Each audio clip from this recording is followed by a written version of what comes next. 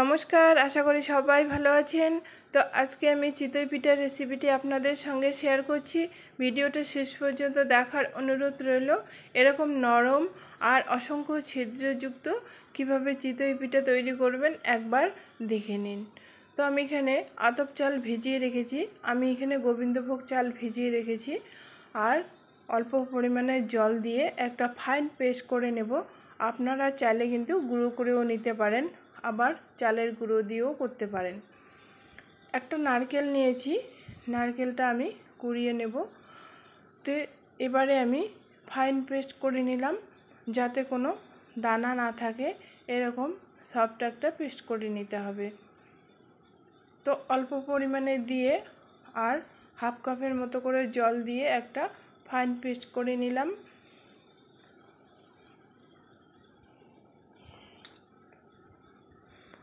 এবারে আমি নারকেলটা কুড়িয়ে নিয়েছি, এখন আমি নারকেলটা দিয়ে দেব। আর আমি এখানে স্বাদ মতো লবণ দিব, আর আমি 1 চামচের মতো বেকিং পাউডার দিয়ে দেব। বেকিং পাউডারটা দিলে ফুলকো হবে আর নরম হবে। আর আমি এখানে দুধ দিয়ে মিশিয়ে নেব। এভাবে নারকেলের গুঁড়ো আর দুধ দিয়ে মিশিয়ে নিলে চিতই পিঠা খেতে খুবই সুন্দর লাগে।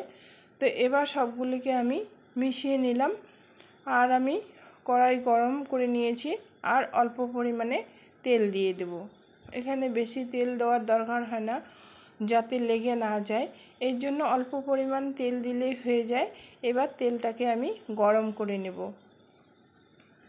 তেলটা কিন্তু যথেষ্ট গরম করে নিতে হবে, না হলে কিন্তু লেগে যাবে। এবার যখন ধোঁয়া ছাড়বে তেল থেকে, তখন আমি বেটারটা দিয়ে দেব। গ্যাসের জালটাকে আমি এখন মিডিয়াম করে ঢাকনা দিয়ে দেব। 2-3 মিনিট রেখে দিলেই হয়ে যাবে। তো আমি ঢাকনাটা দিলাম যাতে দেখা যায় যে যখন শুকিয়ে যাবে তখন চিতই পিঠাটা হয়ে যাবে।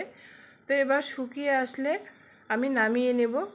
খুবই সহজ পদ্ধতি, এভাবে চিতই পিঠা তৈরি করলে খুবই ভালো লাগে। গ্যাসের চুলায় এভাবে রান্নার কড়াইতেও তৈরি করা যায়। যদি পিঠে করার সাইজ না থাকে, তবে এভাবে কড়াইতেও আপনারা চিতই পিঠা করে নিতে পারেন। তো এভাবে করলে খুবই ভালো লাগে। তো আবারও আমি সামান্য একটু তেল দিয়ে আর একটা ভেজে নেব। তো অল্প পরিমাণে দিয়ে, এখানে বেশি পরিমাণে দেওয়া যাবে না, তো অল্প পরিমাণে দিয়ে আমি ঢাকনা দিয়ে মিডিয়াম ফ্লেমেই 3-4 মিনিটের মতো রেখে দেব। তাতে কিন্তু খুবই সুন্দর ফুলে উঠবে।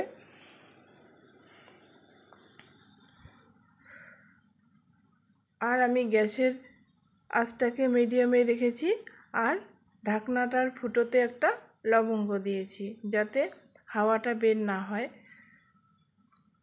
তো খুব সুন্দরভাবে কিন্তু এভাবে চিতই পিঠা তৈরি হয়, একবার হলেও ট্রাই করে দেখবেন। আমি এইভাবে সব চিতই পিঠাগুলোকে ভেজে নিলাম।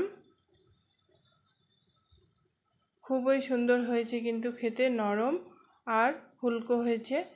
তো আপনারাও একদিন এভাবে ট্রাই করবেন। আজকে ভিডিওটা আমি এই পর্যন্ত শেষ করছি। দেখা হবে পরের কোনো ভিডিওতে। ভালো থাকবেন, সুস্থ থাকবেন।